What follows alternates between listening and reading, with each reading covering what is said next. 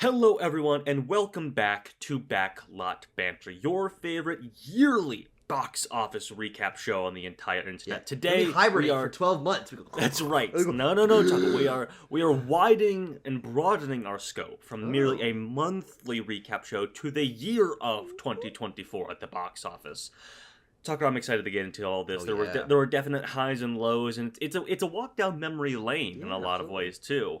But before we get into it, Tucker, I want to remind our audience, and also you, I guess, to like this video, comment down below your thoughts on the 2024 box office. I'm sure we'll have some prompts for you throughout this video. And perhaps most importantly, we have a Discord server. Ooh. The link for that server is in the description. If you click that link and then fill out some other forms and usernames and whatnot and emails. Forms. Yeah. If you process some forms and send them to us, we will allow you into that Discord server, Tucker, and there you can talk about movies with us. You can also talk about video games, comics, music, cooking, working out. What else is there? Memes. There's a memes channel. Yeah. Television? Man, no. Many things. We'd be happy to chat with you there.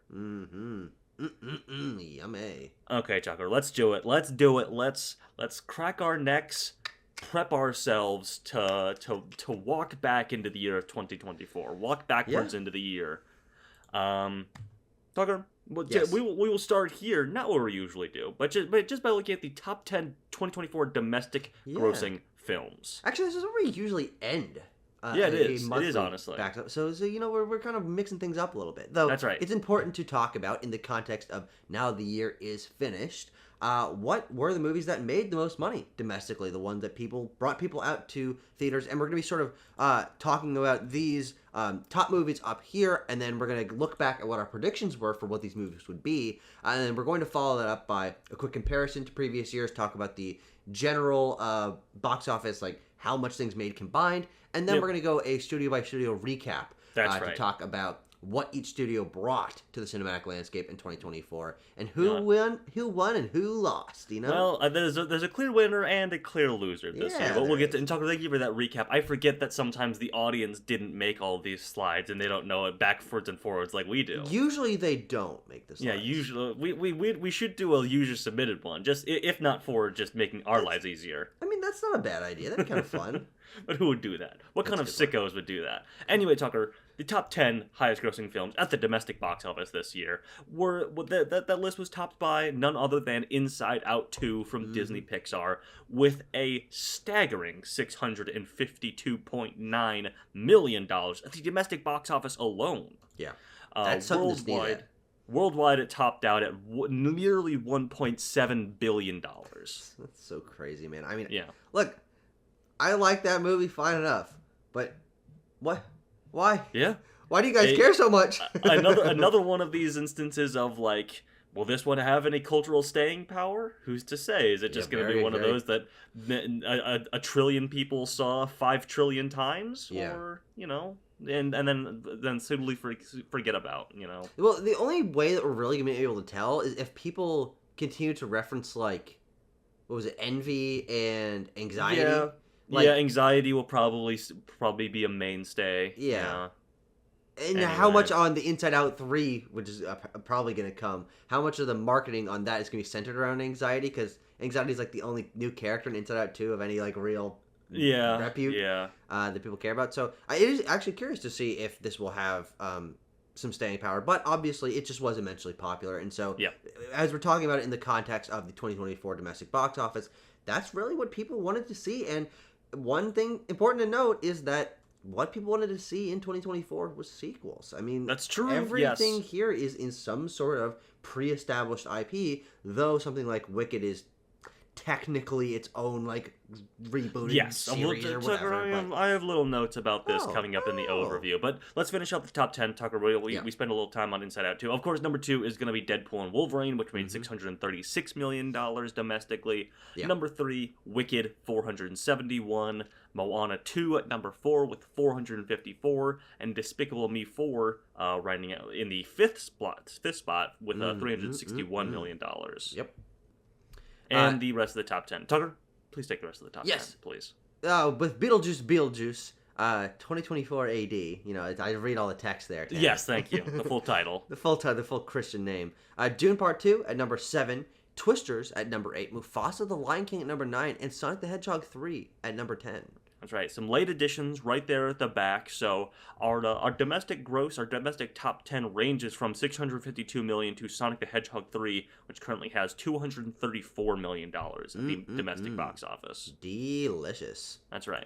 And Tucker, now this is where we usually start with the domestic openings. The list, not too different. We do get one alternate movie popping in here with Godzilla X Kong: The New Empire at the 8th slot. What did that replace? Mufasa. Yeah. Mufasa's not on here. Mufasa notably having a, sort of a disappointing opening weekend, but then legged out quite nicely. But the opposite of a disappointing weekend was Deadpool and Wolverine with $211 million opening weekend. Now, do you remember what Sonic 3 made domestically?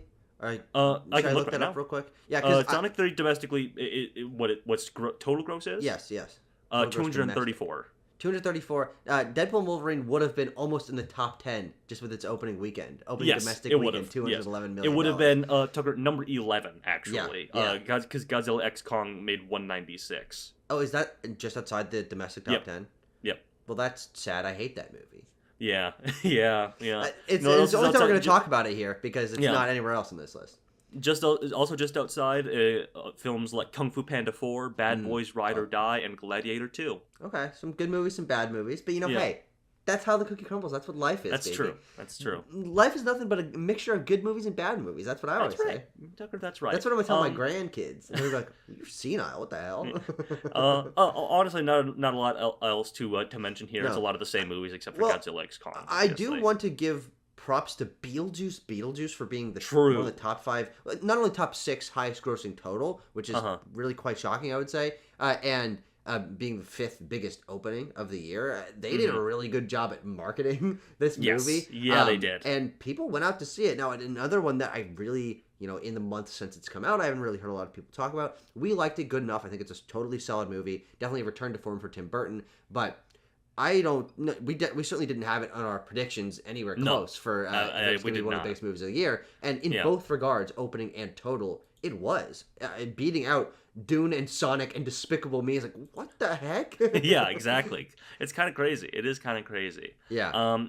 Tucker, speaking of those predictions, let's take a look at our combined predictions for what films would make here. So we averaged out we had the same 10 movies when we did this video. Over a year ago, basically. Yeah. And then averaged out what we thought these films would make domestically. And Tucker, how do you think we did? Taking a look here. Yeah, we got 9 out of 10, right? 9 out of 10. We did get 9 out of 10. Joker being the only one we got wrong. Well, yes. Beetlejuice being the then surprise. Yeah. As we talked about, Beetlejuice being a surprise, but also obviously I think Joker 1 year ago was the safer one to pick. Yeah, it would have been. Warner Bros. Movies that is a direct sequel to something that was popular. Joker was a much bigger deal, and so as we'll get to Warner Bros. In a bit, that movie underperforming was one of their biggest stories of the year. Yeah. But I don't feel bad about predicting it, and hey, 9 out of 10 is really good. It's solid. Especially, frankly, with something like Twisters that we put extra faith in because we really liked the trailer. Yeah. And because you were a fan of the original movie, but not because... I mean, I think we were kind of hope-dicting that, to be honest. It was a little bit of hope diction. If I can recall that video, I think I did ultimately lean on, the heartland going out to see this a little bit. The salt of the earth of America, Tucker, going out to see Twisters. They don't talk a lot about the pepper of the earth. No.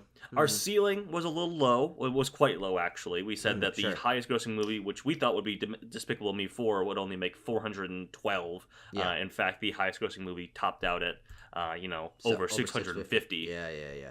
So yeah, that's interesting. Wow, we almost halved our prediction for Deadpool and Wolverine's predictions. And, yeah. Just a nice, fun little reminder. What you have to remember is that back at this point we were coming off the most recent Marvel movie was the Marvels. Yeah. Like, is Marvel cooked? Yeah, and the most recent Pixar movie was Elemental, and the most recent Disney movie was Wish. So we were really operating off of decreased box office, and so based on our expectations, not necessarily everyone's expectations, but movies did a lot better in general than we expected them to, especially because I think we were thinking that the strikes would cause a lot less movies to come out and for people to care a lot less. Yeah, and to an extent that did happen, but there were rebounds, greater than even we or even Tucker box office expert analysts thought that would be the case. And let's look at and see who won in terms of our prediction of the order of the top 10. Again, as you mentioned, we had the same 10 movies. Yeah, I will give this one to you because you had Wicked higher. That's true. I did. That was one of the more important movies. Yeah, but I also actually you also had that... Moana higher, and Moana was another more important. Yeah, movie. Yeah. You definitely won. Okay, yeah. I was just trying to see if there was anything that you had higher placement than me that would have been a more correct placement. No, I don't think so. I don't think so. No. Well, no, you had Dune Dune's higher. Closer. Yeah. But Wicked and Moana are more important, frankly, to the fair year point, than Dune. Fair point. So Tanner, digital handshake. Thank you. Congratulations. Thank you, a battle well fought. How do you feel? You want to give a speech? Tucker, I'm going to Disneyland. Yeah, I won this with all my winnings and all my all the money that I'm getting from this and all the jackpot that I made. Yes. Man, I'm just gonna go give all my money to Bob Iger. That's right, baby. Tucker, let's take a look at how the top 10 scored in terms of our feelings on them, our critical analysis of the films themselves. How did they shake out? And the answer is a little bit worse than last year. Yeah. Last year, 2023, speaking of, we're in the year 2025, so I should be more accurate. In 2023, we had a lot of great films make a lot of money. Yeah. Things like Barbie and Spider-Verse and Guardians of the Galaxy, Oppenheimer, John Wick. That's such a solid top 5. Oh my gosh. Yeah, it is. And then, this year, Dune Part 2, Best Picture nominee, amazing movie. Great film. But hey, if we're filling out that top 5 with Beetlejuice and Sonic and Twister, those are good movies. I had fun with all those movies. But it's a lower batting average, and frankly, though I will say you do have to give 2024 credit for the top 10 being pretty solid across the board. Yeah, we had only one movie that we really didn't like, though. To credit, this is our balanced scores. You were much less a fan of Moana and Mufasa than I was. So if we split them up a little bit differently, I think there'd be more reds on your side than there would be mine. But it was fine. I mean, this was a solid year, and I think Wicked is a good enough movie where I understand why people like it a lot. Yeah, for sure. We liked Deadpool and Wolverine. We liked Inside Out 2. So these are not movies I'm particularly besmirching. But in comparison to two Best Picture nominees being in the top 10 last year, and one of the best Marvel movies, one of the best action movies ever, one of the best animated movies ever, it's a high bar that I don't know if many years could clear. I mean, honestly, that top 5 I think for me might be the best best top 5 high grossing movies of any one particular year. Maybe, I don't know. I really love 2019, but we'll have Tucker. We'll recap it because we made a whole separate video. I guess I should plug this for our preview, our predictions for 2025, the movies to come, and had our top 10 domestic grossing predictions there. We will briefly recap them at the end of this video. But Tucker, if your predictions are correct, I think this year could rival 2023 because I remember saying there's a lot of good movies, a lot of cool movies that you're predicting. And you're like, this doesn't feel right. Top 10. This doesn't feel right. No. No. Good movies can't make money. No, that's not right. That's not right at all. Okay, Tucker, a brief overview of the year 2024. The domestic box office total was $8.55 billion. Pocket change to a guy like me. What? Not a lot of money is what I'm saying. I'm being facetious. So incredibly rich. That's right. I'm being facetious about my level of wealth. The worldwide box office total, Tucker, $30 billion. Pocket change to a guy like you. I didn't want to mention it, but Yeah. Okay, you gotta out me here on the show, goddamn.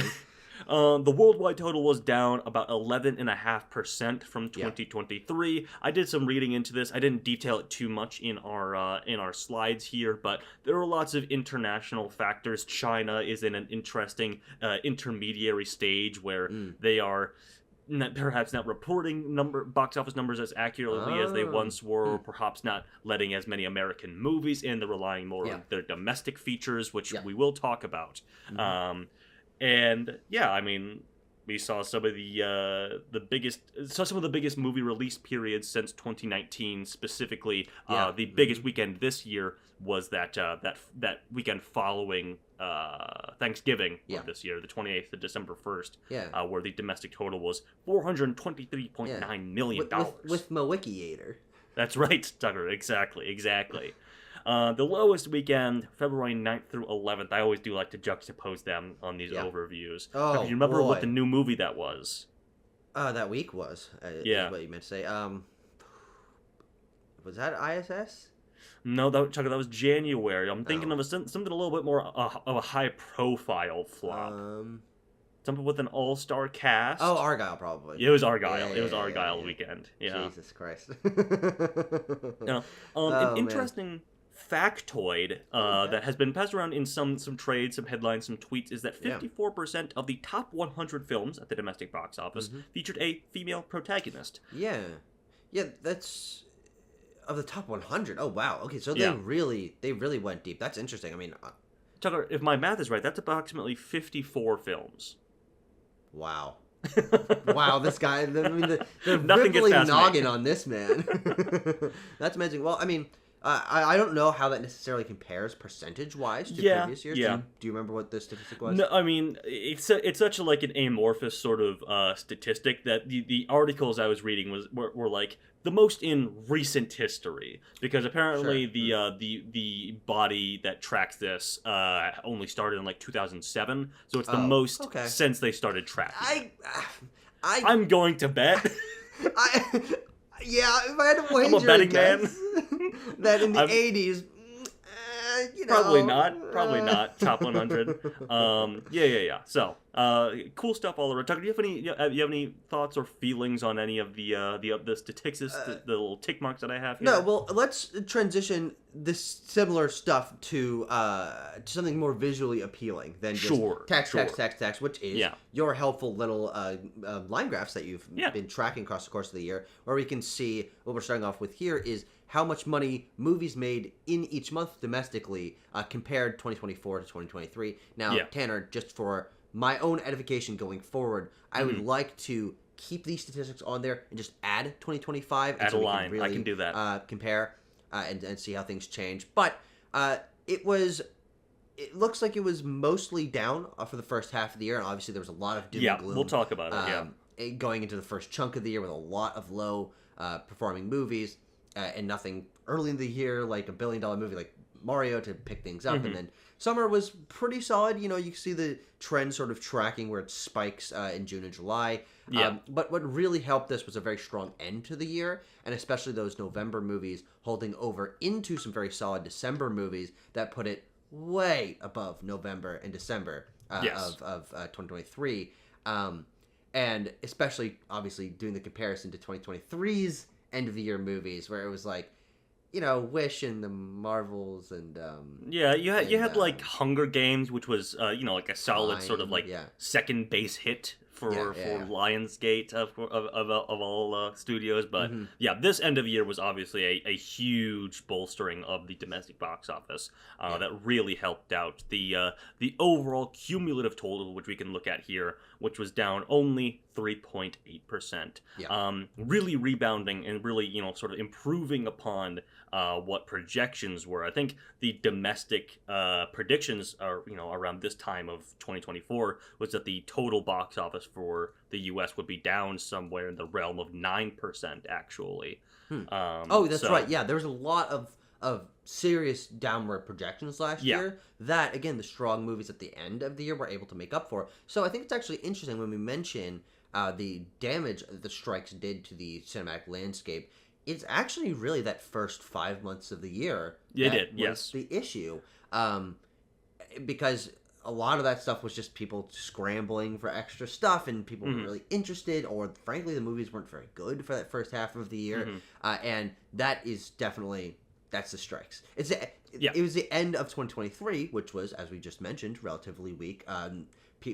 Studios and actors not able to promote their movies into 2024 when the beginning of 2024 when their movies had to start being delayed out of that period. That means that we were basically awash for the first chunk of the year, and it was really a steady upward climb across the course of the year. Generally, of course, you know, you get your dregs of August and September or whatever, but we started getting some stuff at the beginning of the summer, and then hey, okay, the end of the summer is not that bad actually, and then we end out the year with like, this is actually some real all-timer grossing movie wise, big movies at the end of the year. So we were able to recover quite well, or this box office was across the course of 2024, and of course it's dipped back down into early 2025, but we'll see how we can track back up. Yeah, as they often do. Tucker, studio by studio breakdown. We got to talk about the boss hog, or I guess the boss mouse, as it were. Sure. Walt Disney Studios reclaiming their top spot after faltering last year behind Universal Studios. A domestic I do want to note. Last year when we did this, we separated out Disney and we had Fox as its own slide. The acquisition has been done for long enough now, and frankly, Fox supported Disney a lot this year. Their theatrical output with Hellman and Planet of the Apes and their Alien. second highest grossing film of this year was thanks in no small part to the Fox properties acquired. Oh, of course, and of course, Deadpool and Wolverine. That's a great point. And so we've merged them now, and I assume we're just going to do that going forward. Yeah. But yeah, now Tanner, we had pretty low expectations for Disney going into the first part of the year. We did. They had a limited slate, very small even compared to the rest of the studios that we will be looking at here. Yeah. And we were like, I don't know, is this a recuperation year? They have some things that sound like hits, but you know, how big are they truly going to be? And the answer is, Tucker, absolutely gargantuan. Yeah. They had the only $3 billion features this year. Yeah, and 4 out of 10 of the top 10.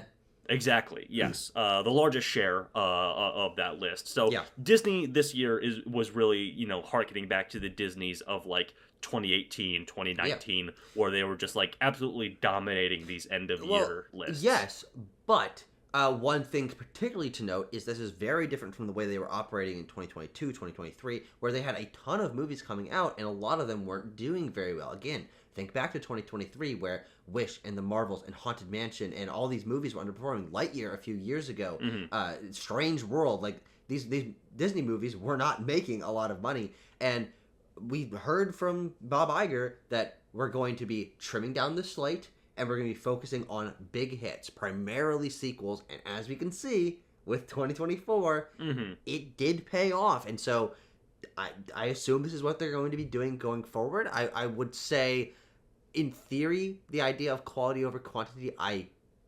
respect, but of course it does come at a limiting factor, limiting some creativity, limiting new IPs from happening. Anything not from Fox Searchlight wasn't a new IP, quote unquote, this year. And also, I say quality over quantity, but some of these movies weren't great. I actually, hold on, looking at this list, I enjoyed all these movies, so I will say, take that good back on you, Disney. But I hope that they're able to balance things out a little bit better. Yeah, well, I think that Disney, the execs over at Disney Studios will look at this and just be like, I don't know, sounds like we just got to do this again, just copy our playbook. They set multiple records this year. Inside Out 2 set the record as the highest grossing animated film of all time, which is now not even true anymore because it's fucking Ninja 2 is the highest grossing animated film of all time. Spoilers for next year. Sorry. And Deadpool and Wolverine set the record as the highest grossing R-rated film of all time. So yeah, I mean, I'm sure they're very happy with how their slate turned out. And also important to note that with their limited slate, this also includes barely any Marvel, no Star Wars, and no Avatar. So that is 3 of their major pillars either entirely gone or very severely lacking in comparison to what they usually do. And so if they're able to balance the focus that they gave on these movies to a little bit of a wider slate that does include upcoming Star Wars projects, a wider variety of Marvel projects, and of course Avatar movies every once in a while to grab them a couple $1 billion. Then, like, even though they were really killing 2024 in terms of the movies people wanted to see, it wasn't them operating at full capacity. Not even close. No, it is not. It is not. It's just gonna be this, but times like an extra 20% or so of films being put out. speaking of percent, Sutter, the ticket sales for Disney took up 25% of the That's market share of tickets sold domestically this year. Insanity. And we mentioned the strikes and the Q1, the beginning of the year bumps for 2024. They didn't release in in-house production until April with the first Omen, which was even then a 20th Century Fox sort of holdover. So they rode out some of those doldrums at the beginning of the year. Yeah. Well, because Woman in the Young Woman in the Sea was that didn't end up really going to theaters, right? No, it was a limited theatrical release, and then they just put it on Disney Plus. Yeah. Did you end up watching that, by the way? I did watch it. Is it okay? It's okay. It's pretty solid. Right, yeah, okay. It's one of these movies. Tucker, we'll do a quick Young Woman in the Sea corner here. Yeah. People have noted. I like to include that every year, by the way. Yeah. People have noted that like even 10, 15, 20 years ago, Disney would just make a lot more of these that are just like solid like family dramas, not necessarily for like kids, but they're live action. They're like sport dramas of some kind. And it was just interesting to see them go back to that. Yeah, it's good. Definitely. It's good. But they won, even though it's not necessarily the strategy we would want them to be using. They very handily won it. As a box office show, we gotta give props where it's due. They do. Yeah. But let's Universal move on to following Mr. up. Universal. That's right. Their highest-grossing film of the year was, of course, Despicable Me 4, which didn't quite crack that billion-dollar place with $969 million worldwide. Their domestic total for the year was 1.85 billion. So falling, just about, what is that, $700 million? $300 million behind Disney, actually. Yeah, well, it's important that we note, again, 4 of the top 10 highest-grossing movies were Disney, but if you take a look at Universal here, 3 of the top 10 highest-grossing movies were Universal, with Wicked, Twisters, and Despicable Me 4, so they are the two giants. They are. Operating up at the top of the box office right now. Of course, we'll yet to see what 2025 is like in terms of studio breakdown and balance, and we'll be talking about that next year. But Universal we praised quite heavily in 2023. We did for a great balance, a lot of lower budget movies. It seems like they trimmed that back this year. Yeah, Abigail, Monkey Man, and they did Night Swim. What the hell? Like there's some Blumhouse stuff, but they were just putting things at a consistent pace, but there wasn't just a variety that 2023 had for them. Well, speaking of consistent pace, Tucker, I have it somewhere here.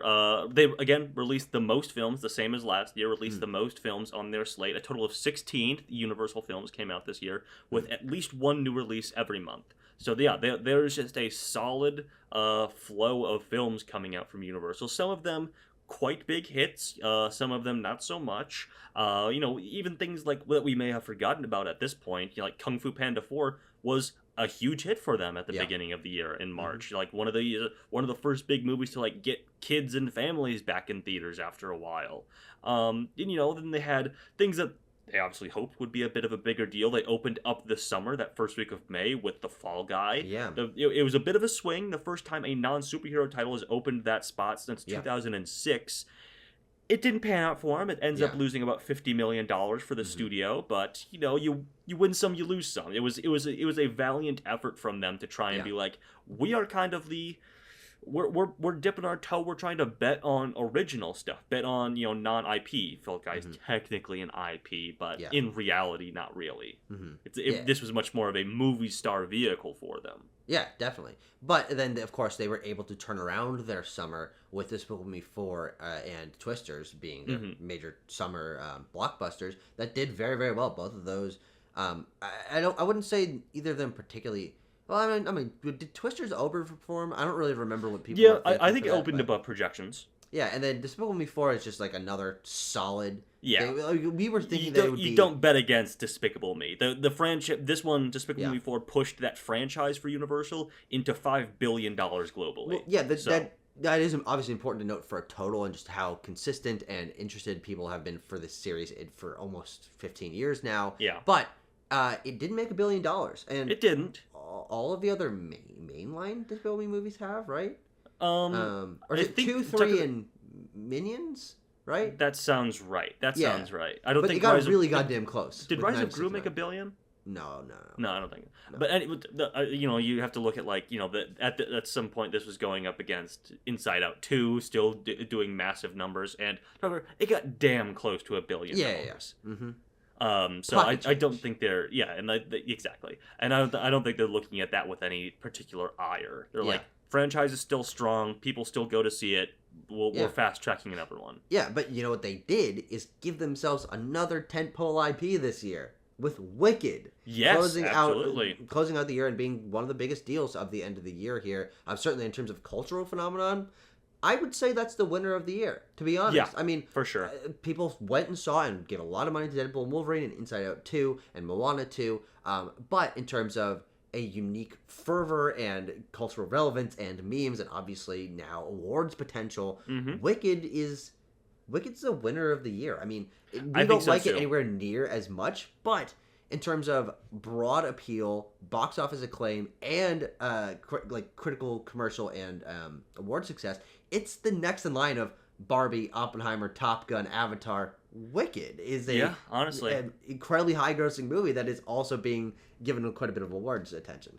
Yeah, the only thing that is really holding it back from the heights of those movies that you talked about, Tucker, is the international appeal. It just wasn't there for Wicked. Yeah. We'll have to see if they can turn that around with Wicked for Good coming out in 9 months now. Or but I also you gotta give them major props. They knew that this is going to be a big thing, and they set up a 1-2 punch of back-to-back years. People will, of course, only for this couple years, but associate that time period with a Wicked movies coming out, and Wicked for Good is going to be a massive deal. We'll talk about Paramount in a little bit too, but you also have to give them a little bit of credit for. Everyone was looking at Gladiator and Wicked coming out over the Thanksgiving holiday. I was like, oh, there's our Barbenheimer for the year. And then Wicked was just so big, or perhaps Gladiator 2 was just perhaps underwhelming for general audiences to the point where it's like, no, it was really just Wicked. Yeah.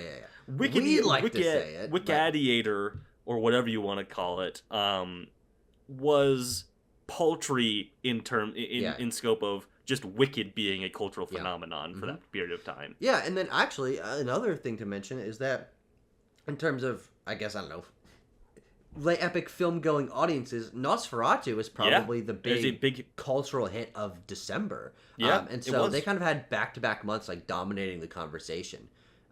Even though, of course, Mufasa and Sonic and Moana, these things were making more money than these other movies. Or no, I guess Wicked did make more than Mufasa. But you even look at that, Nosferatu is sort of like a fucked up, horny vampire movie that ended up making nearly $100 million domestically, opening in a Christmas slot that is very really odd weird. For horror movies. It again, another big bet that paid off for him. So Disney number 1 as expected, Universal number 2 a little bit more impressive, I would say, with the stuff that they were putting out, taking some bigger gambles than perhaps Disney was. Yeah, and for Nosferatu and its success, I believe Universal kind of locked down Eggers, right? He's got they've signed him to I think a first look deal, and then they have his next movie, or technically Focus Features has his next movie, which is owned by Universal.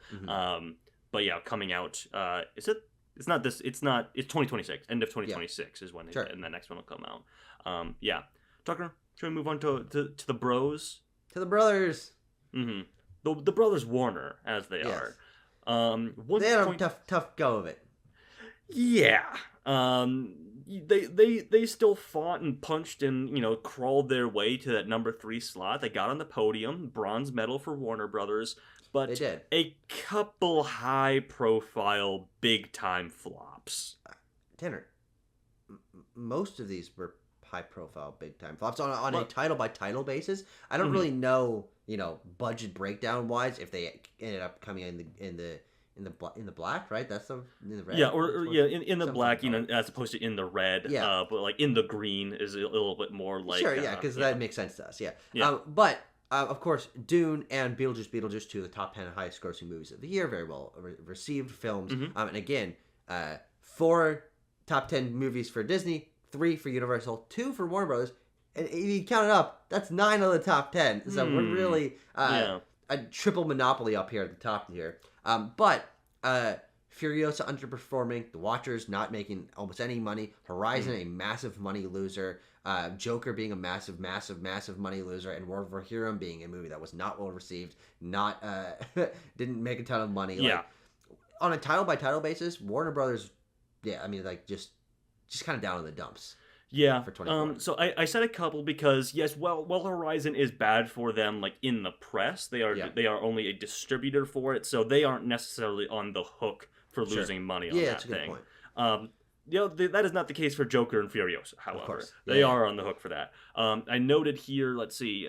They produced two of the year's biggest flops. Furiosa, which ended up losing them around $75 million, and Joker Folie, which is a much bigger impact for them on their balance sheet, about negative $125 million for that one. Mm-hmm. So, and then that is not even to mention things like War of the Rohirrim or The Watchers, which, on paper with a 1.7 or $1.1 billion gross in the States, end up being more rounding errors, but don't look good when you stack them next to each other. Yeah, well, and especially I would say for Furiosa, because that was one that I think people thought would gain a lot of steam, and it just, for sure, for whatever reason, didn't. And frankly, I put that on audiences and not really on Warner Brothers. I think they did a fine enough job of marketing Furiosa. Yeah, I think the takeaway for that was just that they maybe overestimated how much, of course, general audience staying power Fury Road has. Like, that is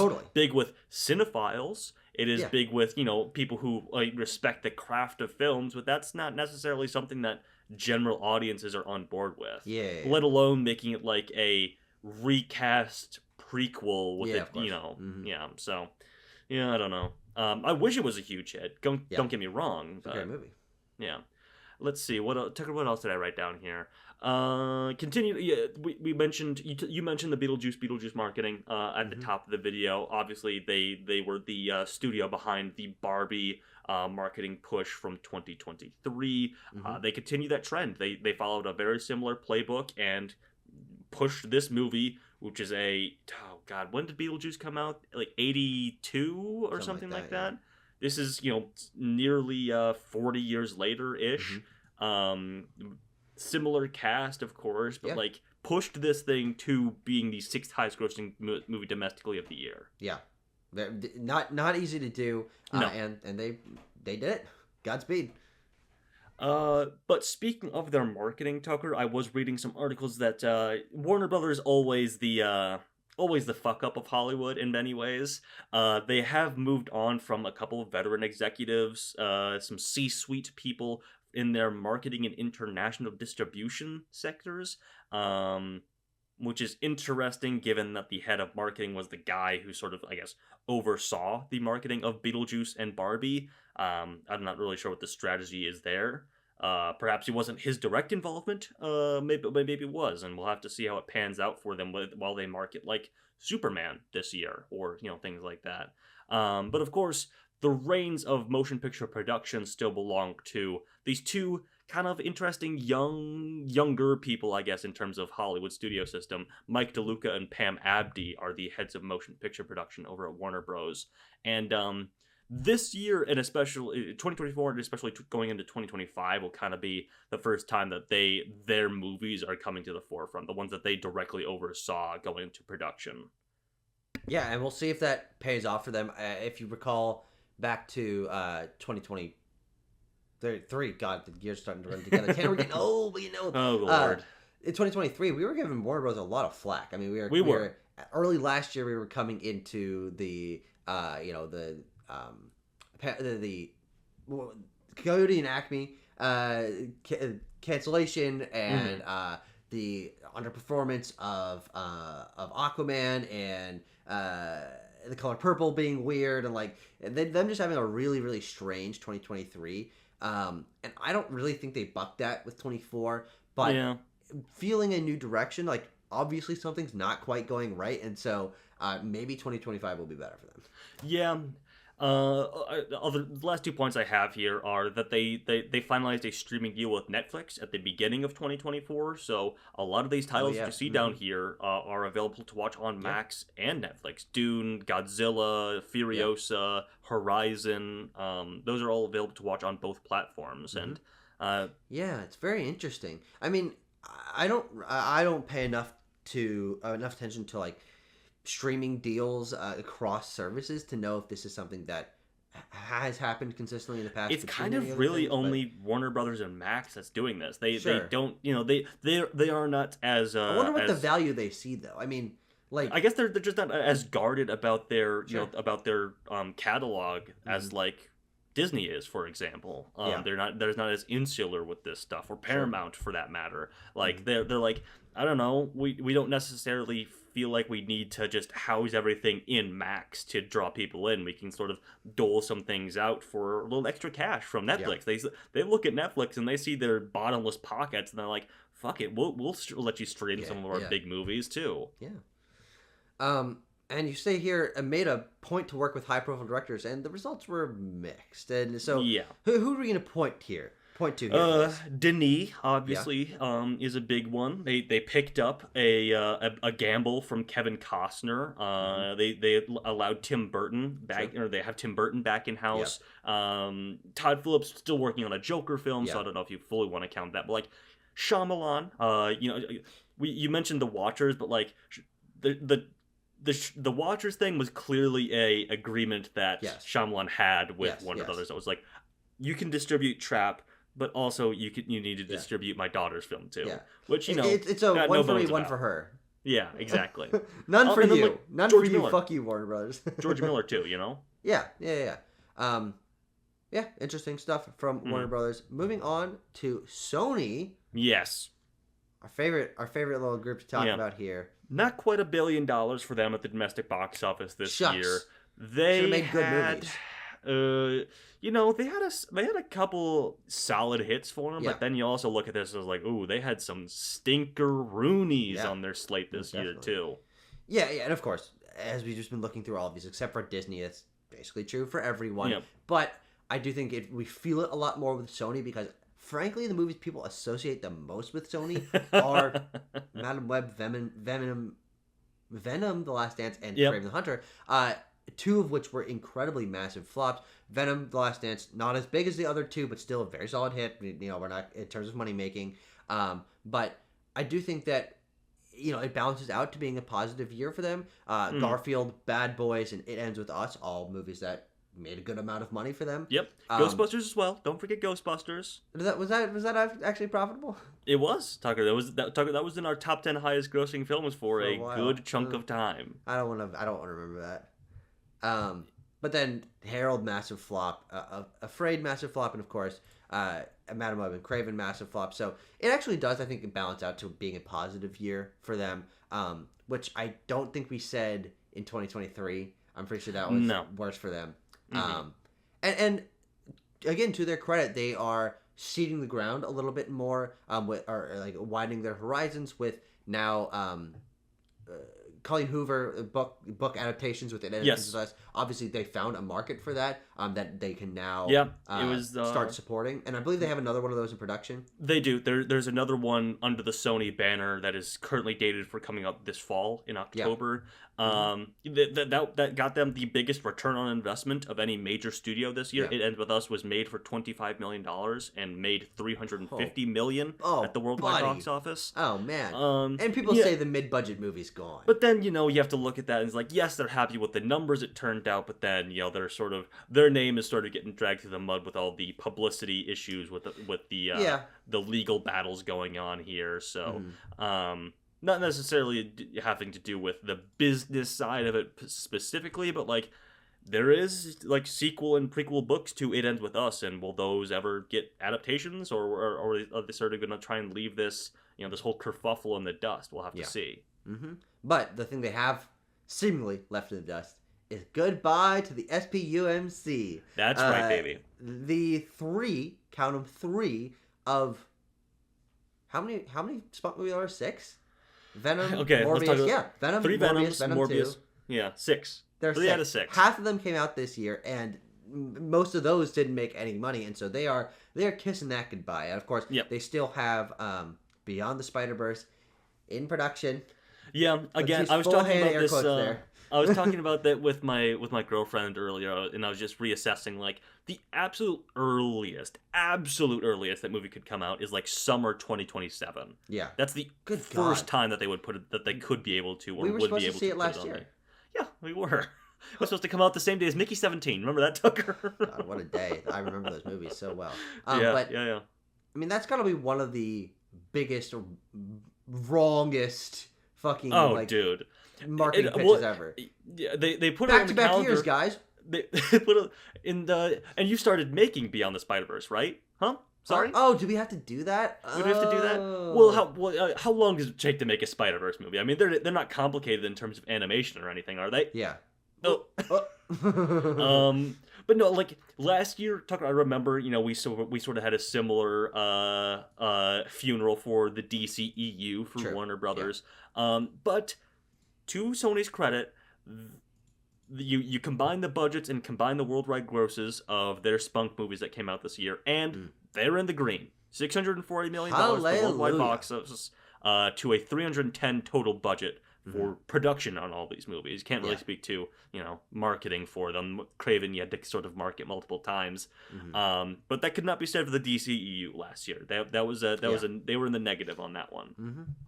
Yep. So, and then their flops this year. You have sort of like a meme flop in Harold and the Purple Crayon, and they had like the Blumhouse movie nobody wanted with Afraid, and perhaps an awards player that didn't pan out with Saturday Night. But those are all small budget, smaller worldwide gross flops.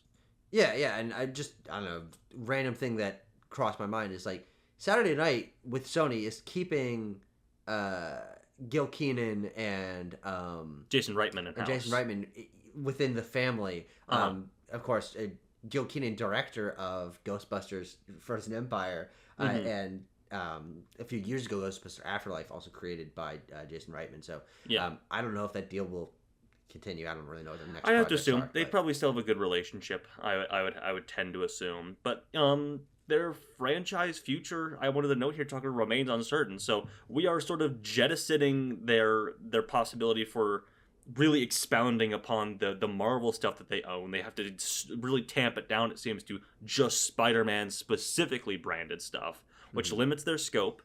And then what else do they have? They could, make more Ghostbusters movies, but those are dwindling returns. They can make some Colleen Hoover adaptations, but also other studios can jump in and make deals with Hoover to produce that stuff as well. And then, like, Bad Boys, how much deeper does that pool go? I guess you can make some Garfield sequels. Yes. Yes. Definitely. Yeah. But no, I mean, they really shot themselves in the foot, or realized that years ago they shot themselves in the foot with the Sony Pictures Marvel universe of characters. Yeah, something along those lines. Yeah, and that they shot themselves in the foot, and they let that one fester for about half a decade. Yeah, they did. They really did. I'll be interested to see. I'll be interested to see how it pans out for them this year. Paramount. Tucker, let's hike up Mount Paramount, rather. Ah, yes. With $863 million domestically, it's not looking great for Paramount.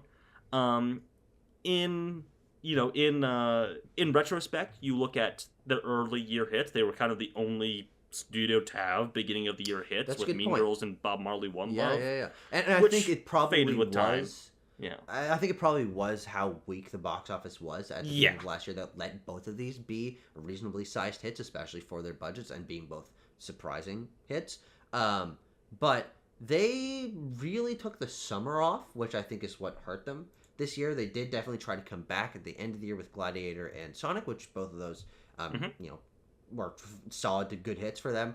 But this is, you know what, Tanner? What's that? I think this is the best consistency outside of Disney this year, because I'm pretty sure all of these movies made money. Maybe not Gladiator, right? Gladiator had a budget. Paramount did produce the biggest budgeted film of the year with Gladiator 2 at $250 million. Gladiator 2, I did note there, has been a worldwide total of 462. Okay. So, not looking great. But and not a domestic flop. total is also not good for Gladiator. That's a lot of international doing the heavy Yeah. lifting for Gladiator. But I mostly want to point out they have no flops here. All of this stuff was solid performers, solidly well received, and just good across the board. Not there's not like, oh God, Madam Web, oh God, Joker. Yeah. Well, I wanted to look because I remember people saying Transformers 1 was a disappointment. Let me look at the budget for this. Mm. The budget was, and that's a wide range, anywhere from 75 to 150. Mm. Let's split the difference and say 125. No, that doesn't split the difference. Like 100 ish. And Yeah, it made 100. well, it'd really be 112.5, right? No, good point. It made 129. Okay, all right, yeah. Well, this is also they're investing in rebooting the Transformers IP in an animated light. So, but I don't know. I just think that no like abject flops like less than their budget movies here. Yeah, that's true. They're flops again. There's no huge ones like you were kind of saying. I wanted to look at If one more time as well. If 2024. I say one more time. I'm always looking at it, Tucker. You can't. I'm always like, it. yeah, what's going on? You always catch me looking at Wish. Or what did I say? Wish? If? Whatever. Budget 110, box office 190. So it's that's pretty good. It's fine. Yeah, it's fine. But they've just been in a weird 2. limbo. Yeah, exactly. They've just been in the weird limbo. This year they did finalize their sale/merger with Skydance Media under billionaire God King David Ellison. So, how will their output change? Will their output change? We'll have to wait and see. Yeah. I said they're the clear winner of Q1 already. They had some well-received movies, either with critics or with audiences. All of these sort of had a positive rating of either of those groups on Rotten Tomatoes. Lower than their average last year, though. Last year, they had a very impressive Rotten Tomatoes score average of 91%. That's amazing. I don't remember this year, it's 74. Still certified fresh, but... Wait, hold on. I'm looking at... Wow, that's amazing. I'm looking back at the Paramount's 23. Scream, Mission Impossible, Rise of the Beasts, Paw Patrol, 80 for Brady, Dungeons and Dragons, Teenage Mutant Ninja Turtles, and Killers of the Flower Moon. I mean, I don't think people would rate those movies at an average 9 out of 10. There's a couple doing heavy lifting there. But then, this year you had, Quiet Place Day 1 was actually a big surprise. Surprisingly, well received with audiences and critics especially. Same with Transformers 1, Smile 2, Sonic 3. Yeah, definitely. But they just sort of failed to translate that into ticket sales this year. Yeah, except for Sonic 3, which is, of course, again, that is the final one. Talking about our top 10 highest grossing domestic movies of the year. 4 from Disney, 3 from Universal, 2 from Warner Bros., and 1 from silly little Paramount with the blue blur. That's right, the blue blur. And 2022, Tucker, with Top Gun Maverick, remains the only time in over a decade that Paramount ranked above number 5. They are again in the fifth spot this time around.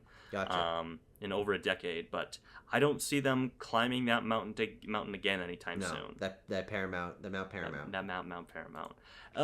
Okay, let's move on to some smaller studios here, some more paltry domestic totals.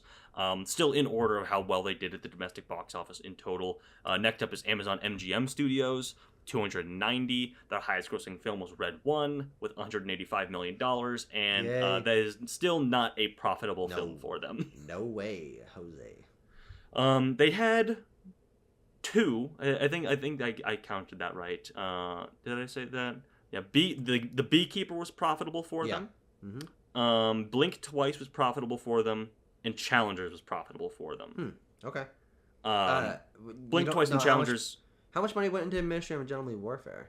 I think like $60 million. It had a $60 million budget? Jesus. Yeah, I think it made like 40. That's not. Yeah. But like even Challengers and Blink Twice only around double their budget. The Beekeeper was their only like outright like, hey, this movie multiplied pretty well actually. In another one of the early year hits last year. Exactly. What else do I have here, Tucker? Oh, Red 1 accounts for 65% of their domestic total. But Wait, I will sorry, say it every how much? 61%? 65% of their 65. That's domestic. even higher than the number I said. Yep. Good God. Again, Tucker, I will note it every time it comes up. Not profitable for No, no. them. Well, it was supposed to Um, be, a multi-pillar. That's right. There was Tucker. There were so many cross-media. verticals with it. God, Yeah. Dwayne. They Can't wait had for Red 2. they had their indie films Yeah. that I don't want to be too harsh on them, but like My Old Ass Nickel Boys and The Fire Inside all made less than $10 million. Interesting. Yeah. Yeah, so, and I noted something similar for them last year. They produced, Tucker, 44 films in 2024, and the 8 that you see on your screen there are the ones that they released in theaters, or substantially released in theaters. And of course, that's mostly because their movies go to Amazon Prime. Of course. And it's a lot of stuff that we haven't heard of because we don't watch Amazon Prime originals. We got Musica. Musica was one. Upgraded. What? These are all like Amazon Prime rom-coms. Are those on Pupo? They're on Pupo, Tucker. You should watch them on Pupo right now. They're actually playing on Pupo on your TV right now. And Well- every TV in America is always running Pupo. Yeah, but I mean, like, it's Amazon. Like, what do you expect? Yeah. Like, their bread and butter is this streaming service. It does well for them, so that's where they put their effort. You can't really expect too much else out of them. To a credit, they did try to have a massive box office hit with Red 1. It was an ass fuck movie, and it should not have cost that much money. But Godspeed, Amazon did try to have a big hit that last year. It would have lost more money if they put it on Amazon Prime like they initially planned to. That's a good point. And this is exactly what it's worth noting, since we're here before we round it out with Amazon MGM, that like they look to basically have their movies in theaters. If they make money, if they don't, that's nice. But then like they want to make a bit of a splash and then pull them into Amazon Prime very quickly. People are like, hey, watch it on Amazon Prime, by the way. Hey, yeah, because that's a service a lot of people just have in the background because of they pay for Prime for faster shipping and what does Prime get you? Faster shipping and no, you don't have to pay shipping fees, right? Yes, that's right. Okay. Yeah, I don't have it, so I don't. Okay, Tucker, it's time to talk about it. It's time. Open up the gates. Oh God, man. I wanted to talk about Lionsgate's 2024 like every single month throughout the year. I'm like, no, we gotta wait till the end of the year. And now it's done. It's over. And as a box office guy, it makes me happy that someone can do this bad across the board. Like, this is just a legendarily terrible run of, I think, almost none of these movies making money, like being profitable. What did I say here? They had a 6-movie run of movies failing to make their budget back, from Borderlands through Whitebird. Okay. Which does mean that just before that, The Strangers Chapter 1 was profitable? Which is their highest-grossing film of the year. $48 million, Tucker. Give them a round of applause. Yeah. Almost $50 million. And applause. Yeah, there you go. And then the best Christmas pageant ever did end up being profitable as well. Well, here's an interesting thing about this. Obviously, they just produced a ton of movies. They were coming out on a bi-weekly basis by the end of the year. People weren't aware of them. They were not making any money. And so interesting that with The Strangers Chapter 1 being not only their highest grossing movie, but one of their only profitable movies, that they canceled, or not canceled, but delayed out of the year other really two Strangers movies that were supposed to come out last year. Yeah, there's a trailer for Chapter 2? Yes, it's a teaser. I saw it in theaters. Okay. I'm like, what the hell is it? Oh yeah. Yeah. But very weird choice. Though, again, it's funny to note that they were releasing so many movies by the end of the year. It really would have, a lot of this stuff would have cannibalized, especially with horror movies like The Crow and Never Let Go. What have those movies done if they were like placed next to The Strangers, which is a mildly more popular and mildly more tested IP? Yeah, I guess it's also just an easier sell. It's like, it's a slasher movie. There's a lady in the house. What do you want? They're in the woods. There's guns and they have knives and they wear creepy masks. Like, it's an easier sell than something like The Crow, where it's like, okay, it's Bill Skarsgård and he's like undead and he has crow powers and he kills people really hard. man. When this is also coming out in a period of time where like Deadpool and Wolverine is still absolutely smashing into the box office, whereas The Strangers came out in like May when nothing was doing particularly well. Yeah. And I would say that Borderlands is probably their highest profile flop of last year. Again, this is Lionsgate trying something with an IP, trying to break in, understand the movie, video game movie adaptation market is something that's growing. And they did try. Of course, it was very troubled behind the scenes. That's right. And really no one cared about it. Budget of over $100 million, between 110 and 120. It says here. Tucker, you remember what you want to take a stab what the box office total for Borderlands was, if you recall? 25 million. 33 million dollars. That's above my recent expectations. And I was doing some reading on this. There was a couple articles breaking this down about their year this year. But like as these articles pointed out, Lionsgate is not typically a studio that is a big spender. You know, all of these movies are very small budgeted compared to the blockbusters that we've been talking about for the rest of this video. And so like yes, they hurt, but it's sort of like death by a thousand cuts for them this year. Yeah, totally. Borderlands was the rare exception of them being like, we're going to pour over $100 million into a movie. Yeah. And it's obviously something that they wanted to become a new tentpole for them. Lionsgate is in an interesting place right now where over the course of the last few years, they've been able to actually find some pillars for themselves. John Wick and Hunger Games last year. It's a really big fall because I was changing the slides and I resolved like, last year they generated over $1 billion worldwide with both of those films. Oh, that's bad. And of course, it was mostly from those other movies, but also Saw X was a profitable movie. Are You There, God It's Me, Margaret, profitable movie for its own demographic. Jesus Revolution. I'm just looking back at Lionsgate's 2023. Yes. They of course had some flops like Expendables 4, but Expendables 4 is their the comparative is Borderlands this year, and Expendables 4 cost what, like I think like half of what it cost to make Borderlands.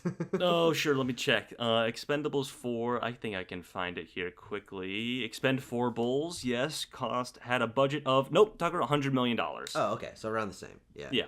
But it did make more than Borderlands did. It made 50. Wow, look at us go, Lionsgate. Yeah, just bad stuff all around. Again, similar to Warner Brothers and Horizon, one of the more historic flops of the year, Megalopolis, is not on Lionsgate's shoulders necessarily. They picked it up, and actually Francis Ford Coppola and the other producers behind Megalopolis paid Lionsgate to distribute that film. But doesn't look good in their lineup, you know. No, definitely. And especially I think that what happened last year with Lionsgate with back-to-back flops, and even when they weren't flops, not things of particular repute, not things of particularly high critical acclaim, is I now very strongly associate Lionsgate with a cheap, kind of crappy movie that's just spat out into theaters. And so and I don't know if enough people pay attention enough to movies to draw that same distinction that you and I do, since we're really up the ass of all of this. But, I mean, it doesn't help get people excited for their next release when, at best, they are unaware, and at worst, they are very aware that Lionsgate really just produces crappy cheap movies.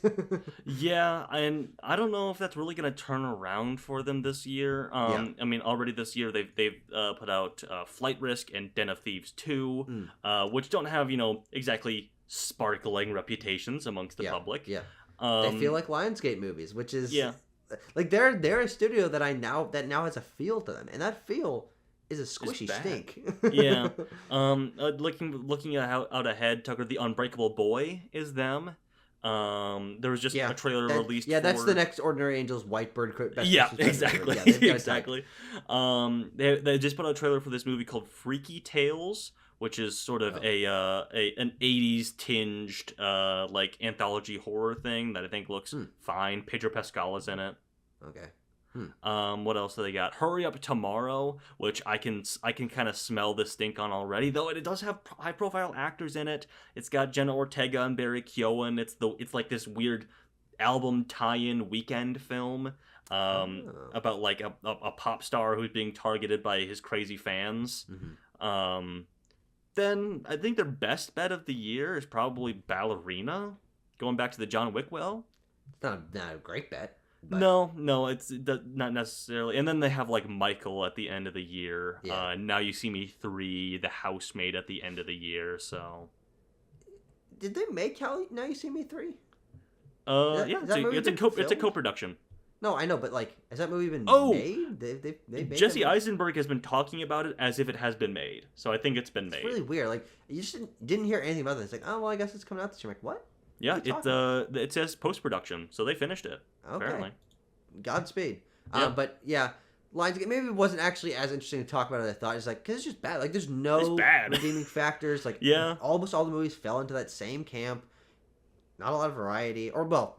Yeah, not a lot of variety in terms of like success levels. It's like there's some embarrassing things I put on here. The only movie to debut over $10 million was the Best Christmas Pageant Ever. Yeah, which made $10.7 million opening weekend.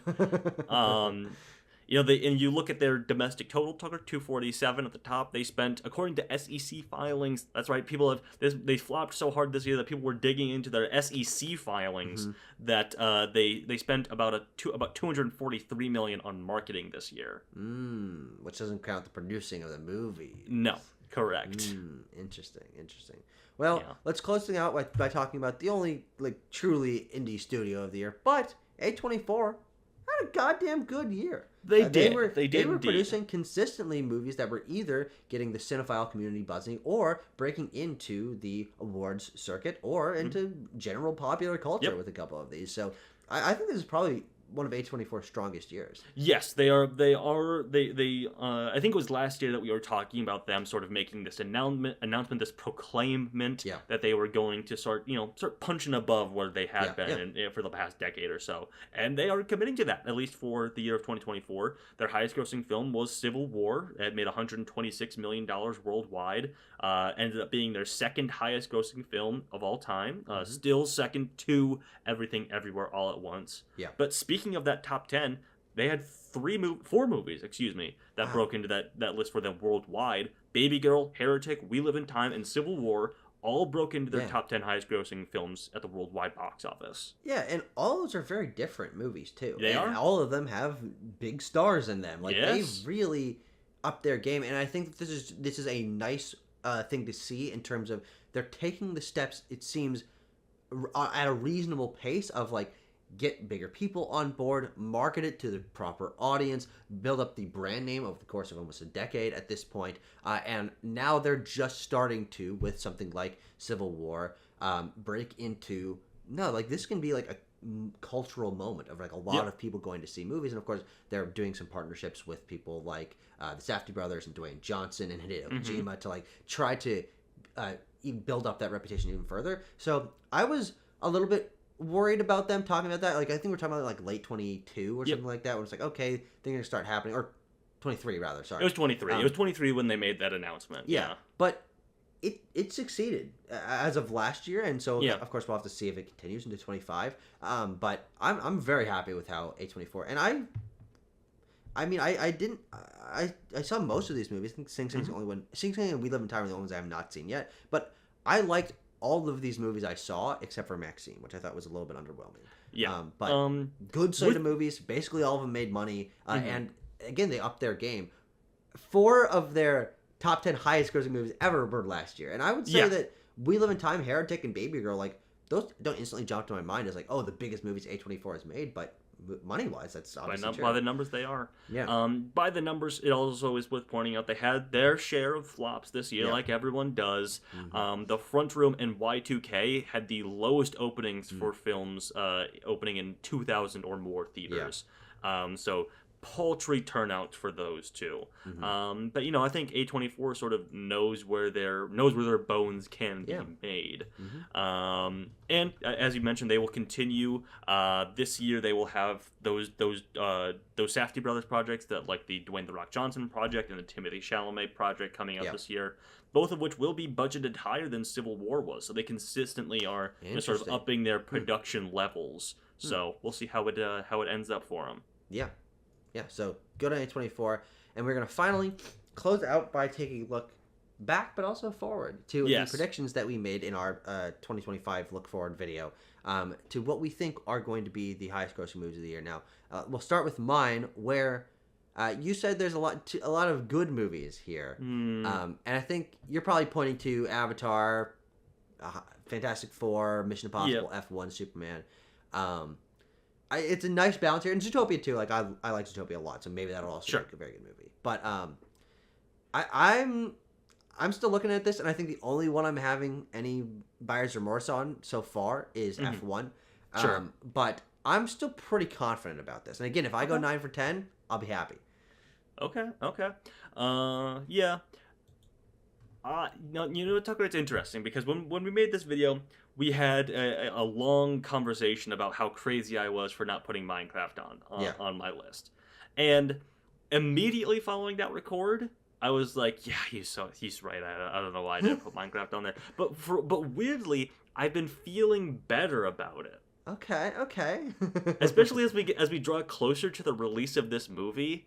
And I believe you also mentioned that like we aren't exactly seeing all the marketing for Minecraft, but like I'm seeing We're starting to. The different kinds of figurines, different kinds of posters, lots of like little like this is what X character or mob or whatever looks like in the movie. And people are like, oh. That's my thing, is that there's a yuck reaction to a lot of this stuff that is making me feel good. Tucker, I will probably ultimately still be wrong. I will hedge my bets on that. Well, look. What I could possibly be wrong about is it being in the top 5 highest grossing movies of the year. Sure. What I'm not wrong about is that it's going to be one of the top 10 highest grossing movies of the year. So you were already wrong in that regard. I especially have buyer's remorse on putting Michael on my list, especially as basically like a week or two following our recording of that video, the production issues of that film came out. Yeah. Will that movie still come out this year? Remains to be seen, but it certainly was looking like more of a mess than I initially thought it was. Yeah. Anyway, so and I will also say, again, if we're doing this as like kind of a check-in, and you know what, it actually could be fun to like maybe every other month bring this back up in like the end of our monthly recaps. Be like, how's it going so far? Who's winning so far? Captain America's probably a little too high, ultimately, at number 8.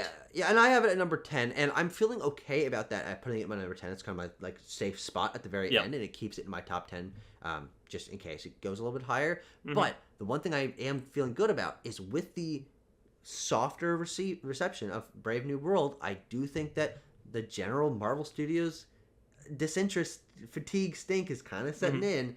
Okay. And I think that's going to really apply to Thunderbolts. Now, that's a movie that from the trailers, I think looks a little bit more at my speed, a little bit more interesting. But I don't know if general audiences are going to care. And so I'm feeling, what's the opposite of remorse? I'm feeling buyer's glee, Tanner. Buyer's glee to not put that on there, I guess. Okay. I can understand that, Tucker. I can understand that.